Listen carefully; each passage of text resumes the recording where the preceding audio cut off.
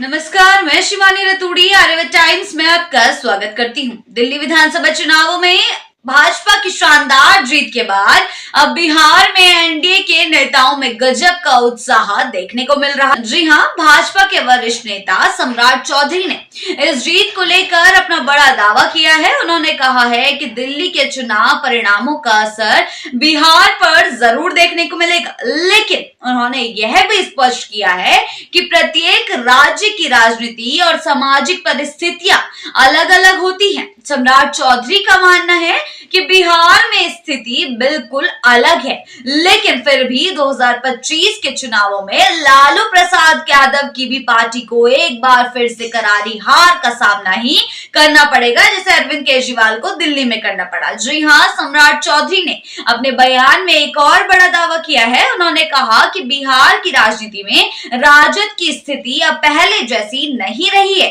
उन्होंने 2014 के चुनावों का संदर्भ देते हुए कहा कि वे 0 पर आउट हो चुके हैं और अब उनकी पार्टी को बिहार की राजनीति में कोई भी अहम भूमिका निभाने की संभावना नहीं दिखती है। सम्राट चौधरी ने यह भी कहा कि बिहार की जनता अब विकास की राह पर चल रही है और आगामी चुनाव में जनता विकास को ही प्राथमिकता देने वाली है, ना कि जातिवाद और झूठे वादों को।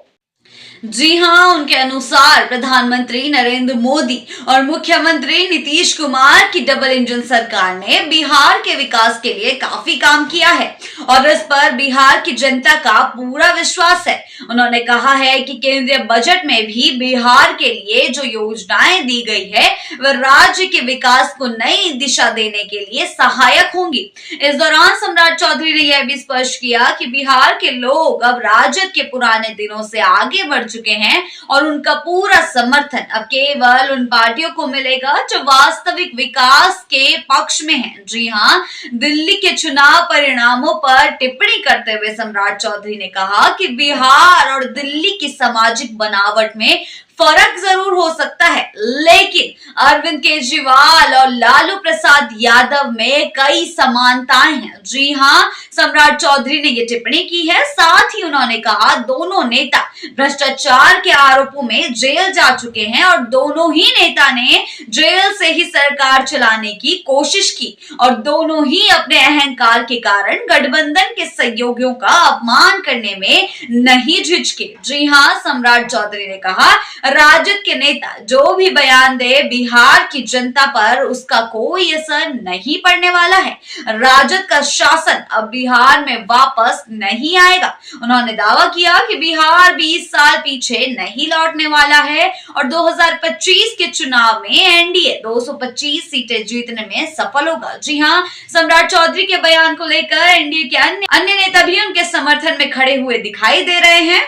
जी हाँ, इसके अलावा सम्राट चौधरी ने यह भी कहा कि बिहार में विकास को लेकर अब एक नई लहर चल रही है, जिसे प्रधानमंत्री मोदी और मुख्यमंत्री नीतीश कुमार की डबल इंजन सरकार के नेतृत्व में और भी गति मिलेगी। उन्होंने कहा कि बिहार में अब लोग ये मानते हैं कि सिर्फ और सिर्फ विकास ही वास्तविक राजनीति है। इन तमाम बयानों और दावों के बीच बिहार की राजनीति में अगले कुछ सालों में दिलचस्प मोड़ देखने को मिल सकता हैं। बिहार विधानसभा चुनाव 2025 में न केवल एनडीए और राजद के बीच कांटे की टक्कर होने की संभावना है, बल्कि यह चुनाव यह साबित करेगा कि बिहार के लोग किस तरह के नेतृत्व और विकास को प्राथमिकता देते हैं।